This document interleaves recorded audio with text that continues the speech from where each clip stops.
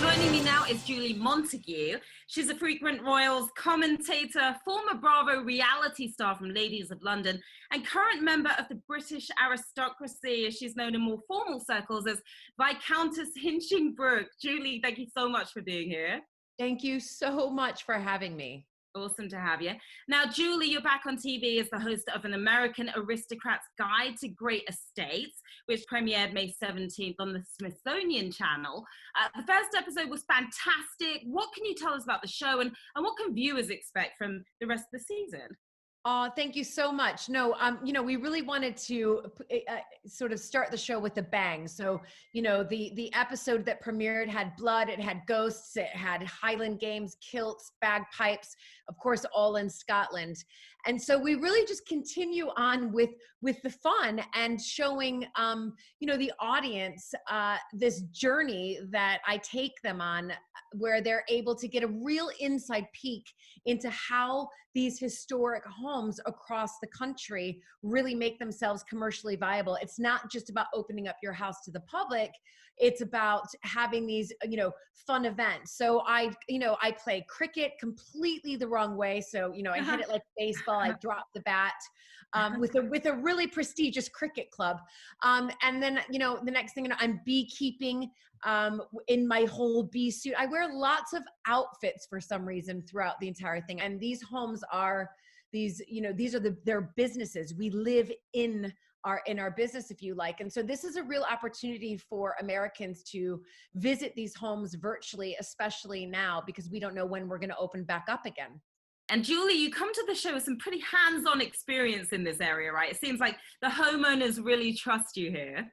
Yeah, they do. And I think that was the appeal for the homeowners in the fact that I wasn't just your typical sort of presenter host. I've married into an aristocratic family. I know what it's like and what hard work it is and how difficult it is to run historic houses. So the house that I'm in right now is, our family home. And it's beautiful, by the way. Yeah, that's the background that I'm seeing. I can only imagine what the rest looks like. Exactly. That is actually the founding father of the Montagu family. So that date, this is Lord Montagu of Boughton, and that dates back to about the 1500s. So he's sort of the big ancestor of them all. So cool. But it's, this is right here. This is a 500-year-old home. And just like all of the other homes on the series, they're hundreds of years old, and they really require so much work, maintenance, repairs, and love, really. So I hope it gives the viewer an inside peek into how these homes are really lovingly run by their homeowners, but also its history that the homeowners are trying to keep alive. Now, the homes you go into are full of so much history. I'm sure our viewers would be curious. Do any of them have a royal connection? Oh, I mean, literally, like almost every single one of the homes that I go into has a royal connection. And royal connection as in, of course, dating back to, different kings and queens of the era. So if I look at Holmby House, King Charles I lived there for 5 months. He was imprisoned there.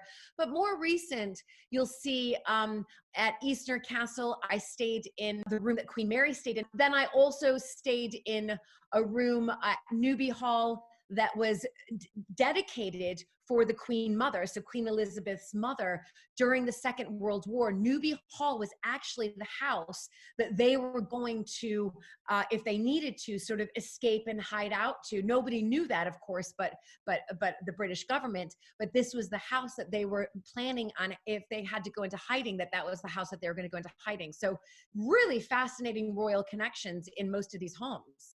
Absolutely incredible. Well, what I've seen so far looks amazing. I know royal fans are going to love it.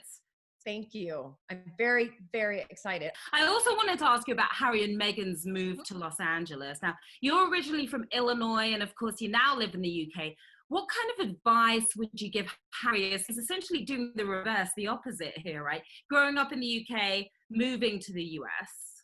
Well, I think it's just so, it's completely different. I think with Meghan coming over originally to the UK, she had to embrace so much tradition and formality. And we saw her wearing hats and dressed up and having to look the part all of the time.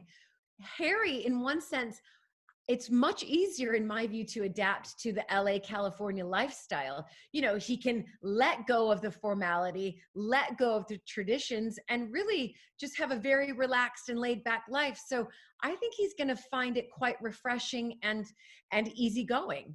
Harry and Meghan also announced last month that they're cutting off all dealings with 4 British tabloids, the Daily Mail, the Sun, the Mirror, and the Express, all papers I grew up with, not that I ever read any of them.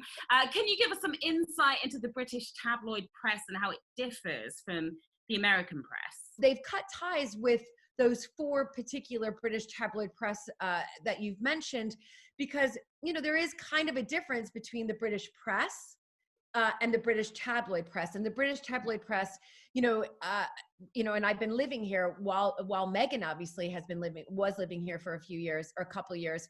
They were just relentless. They just never let up. It was like she literally couldn't put a right foot forward. And if you think about it, she hardly came out in public and spoke, apart from things that she was quite passionate about, but yet they kept on, attacking her.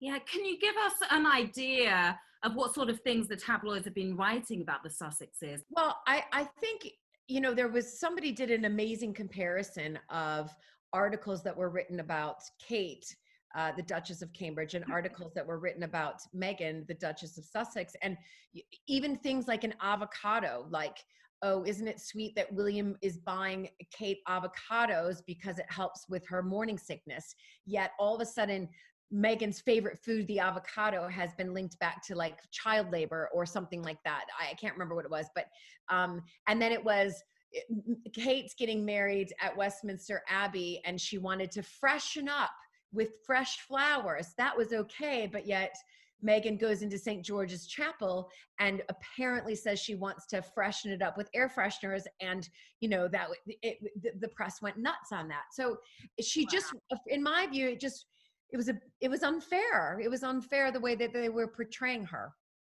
Okay, now before you go, I have to ask.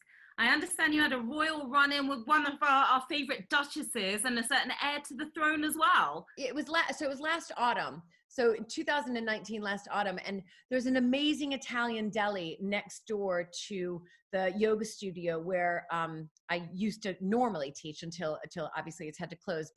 And so I would always go there afterwards because they have great Italian coffee. And I remember walking in there, talking to the Italian guys, and all of a sudden Kate walks in with George, and it was sort of around 11 o'clock. So she must have taken him for an appointment or something. And as she walks in, she went in front of me because I hadn't yet queued up yet for my coffee, and the whole sort of delicatessen went completely quiet. Like everybody just went still. And I was trying to think, I must remember what she's ordering. And I'm pretty sure she ordered a cappuccino. And then George was really sweet because she was like, do you want a croissant? Do you want a pain au chocolat? And he ended up picking, I remember, this pastry that has raisins in it. But it was just normal. There wasn't any security. I'm sure security was outside somewhere, but it was just a mom and a son coming in, getting their coffee and their croissant. Yeah, it was very sweet. Nobody approached them? No one approached. I was this close. No, you thought about it? I thought about it because they were standing. Yeah, exactly. I wanted to go like this in the line because they were standing right in front of me. But it was really sweet and just lovely, just normal. Wow. Very normal. That's an awesome story. Thank you so much, Julie, for being here. Good luck with the show as well. Thank you. Be sure to tune in, you guys. Sunday nights, Smithsonian Channel, 9 p.m. Eastern Standard Time.